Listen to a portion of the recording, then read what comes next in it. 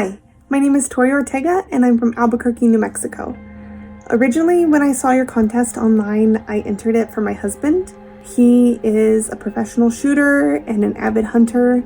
He's been hunting since he was a little kid. Unfortunately, a few years back, he actually suffered a really bad accident where he broke his spine and his wrist. Since then, he hasn't really been hunting and he hasn't been able to shoot. So when I saw it online, I thought that it would be a really amazing opportunity for him to kind of get back out there and start doing those things again. We ended up sitting down and talking about it, and we kind of shifted focus and thought that maybe it would actually be a better opportunity for me. I think that this would be a really amazing opportunity to learn a really valuable skill that would help me bond with my husband and his family. You know, they do this all the time, and I would just really, really love to be a part of it in a way that I can contribute something. Hopefully she can answer. Hello?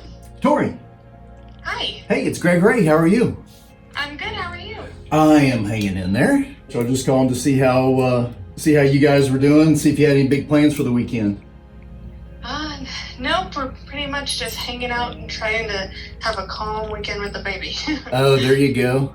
Yeah, keeping it easy. Well, you and your husband and baby girl have a great weekend. Thank you so much. It's great to hear from you. Hey, I did have one other question. What are you doing October 22nd to the 25th? Nothing at the moment. Nothing? Would you like to go to a long-range school? I would. Yeah? Would you like to go back to Texas twice? I would. Yeah? Well, guess what? Oh, no. Congratulations. Oh, my gosh. I'm so excited. We'll get you down to Abilene and get you on the ranch, and we'll get you trained up, and you can start giving your husband some pointers on shooting and hunting. I'm sure he would appreciate that. He's super supportive of me. He has always tried to take me out hunting and things of that nature, but the few times that we've had the opportunity to go, I just wasn't on the level that they needed me to be at to be an active participant in the hunt. I was a hindrance, if anything, so got relinquished to camp to keep the fire warm pretty much and cook a little bit. Not a shooter, not a hunter, never had any of those experiences, so we thought that it would give me a really good base to get into those things as something that we could do together.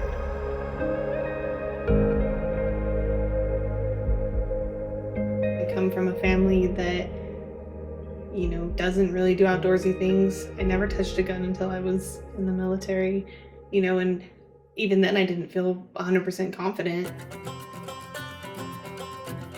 The long-range school was insanely informative. I walked in super nervous to operate around people that I knew were highly skilled. They were amazing, understanding, kind, informative, professional, and by the end of it, I felt comfortable with both my rifle and my marksmanship. But it really is a testament to the instruction and not myself, because I wasn't the only one that did it, everyone did. All right, show of hands, who hit the 1,000-yard line? Just a couple of days, the leap was amazing.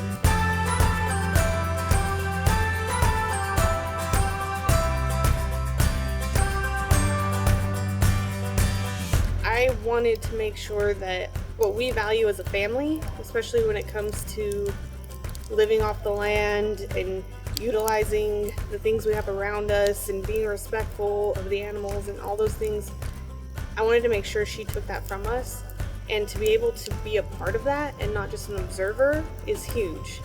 I hate to, say female figure and all that kind of stuff, because her dad was more than capable to teach her those things, but now I get to be a part of it. And I hope that that'll mean as much to her as it does to me. I was extremely nervous to start. I honestly thought that I would be highly emotional. I thought that I might ugly cry. By the time I got to the situation where I actually had to take the shot, I felt very comfortable. I was set up in a way that I felt that I was set up for success. So I was comfortable to take the shot, and then I did, and This is my first kill ever. It's intense.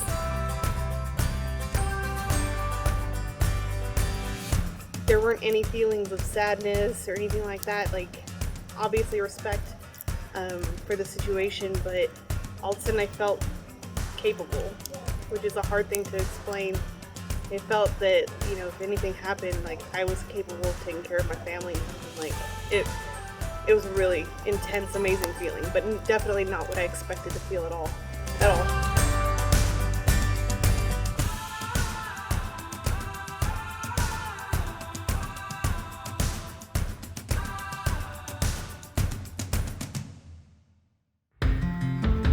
All tender cuts of any animal gets dry cooking methods. So that's stir fry, saute, pan fry, deep fry, broil, grill, and roast. High heat, fast, and always served rare, with the exception of pig and bear and poultry. So it doesn't matter what you're cooking, from a chef's perspective, dry cooking methods for all tender cuts. So, and we want it as rare as possible, because if you overcook a tender cut, you make it chewy, you make it dry, and it says right on the menu, we're not responsible for well done cuts, because if you overcook it, you're gonna make it dry and chewy, even on beef. Cooking is one of my passions, and to learn to cook with the wild game and kind of be able to provide that for my family, I think is very exciting. It's one thing to be able to go out and get the animal, but then to be able to take it from there and feel confident in field dressing, quartering, and butchering, and all those things. Like, you take everybody else that you need to rely on out of the equation and you rely on yourself. The amount of knowledge that you can pack into a few days is insane. I leave here a different person than I came here. This is probably one of the most exciting things that I've done in a really long time. I was super excited for y'all to come to my hometown in New Mexico and go on this elk hunt. The first day started out a little slow, and then we saw a huge herd of elk came through, and they were already on the run, so they were super fast, and we tried our best to get a shot on them, but we just couldn't get set up in time. They wouldn't stop moving, so that didn't happen. Went another day without seeing anything, and then got an amazing opportunity to take an elk that was literally right in front of us broadside, and it just didn't happen. And, you know, at the end of the day, we didn't get another one. We went out, we did all sorts of different things, we tried different tactics, and it just never happened again. And I mean, it sucked, but that's hunting, and I think that that's the experience. And without this opportunity, I never would have been there in the first place. So either way, I'm thankful. I was literally on the mountain today thinking, I was so thankful for this experience, because there was something missing for us as, you know, as a family unit. We were happy and all that stuff, but we kept saying, oh, we want to go outside, let's go hiking, let's do this, let's do that, and like, it just never clicked. And so being out there in the woods, I felt at home, and I felt like this was what I was waiting for, and something clicked, and I thought, what a better place to be, and what a better thing to do than something that not only benefits my family, but helps me understand my husband, and we can do this together, and it brings something back to us and for us. I think it's really important, because there are so many kids in the world that don't know where their food comes from. They don't know how it gets to their plate. They don't know what goes into that. They don't understand being outside. It's our opportunity to make her a better person, a strong woman,